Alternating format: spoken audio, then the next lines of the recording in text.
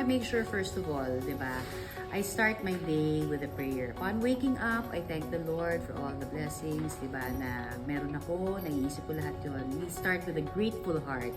Tapos it sets the tone for my day, di ba? Knowing that all my cares will be surrendered to our Lord. Siya naman ang parating nagbibigay ng direction. So that's the first one. Siyempre yung mental, emotional, spiritual, susunod na yan, di ba? And then the physical would be, of course, I do my stretches in the morning para bukod sa spiritual and emotional and mental, kailangan physical, di ba? So yung pag-stretching, nakakatulong din yun to energize, di ba, for the rest of the day. And then, of course, I do my beauty routine. Siyempre, nandyan na yung hygiene, di ba? Yung pagligo, para lalong gising na gising ang diwa, sabi nga. Tapos, yung aking mga beauty regimen sa mukha hanggang buong katawan, I do that.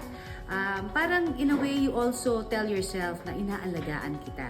Importante yun. And then, after that, when I go home, diba, to my family again, I make sure na nandyan ako parate. I do my motherly duties and as a wife as well. Kasi pagka kasama ko yung family ko, make sure ko rin na balansyado ko. Hindi lang ito puro trabaho, diba? So, nababalance out ko yun by spending quality time, ha? Mind you, quality time is key also to your happiness as a human being. And then the fifth, of course, is napaka-importante ng tulog, sapat na tulog, yung talagang nakaka-rest ako sa gabi, di ba, na maayos. So, nandyan din, syempre, before I end the day, prayer again, and then sporadically, during the entire day, nagdadasal ako and I offer my whole day to God, di ba? So, parang it keeps everything flowing smoothly, at saka yung gratefulness parating nandoon until I retire at night.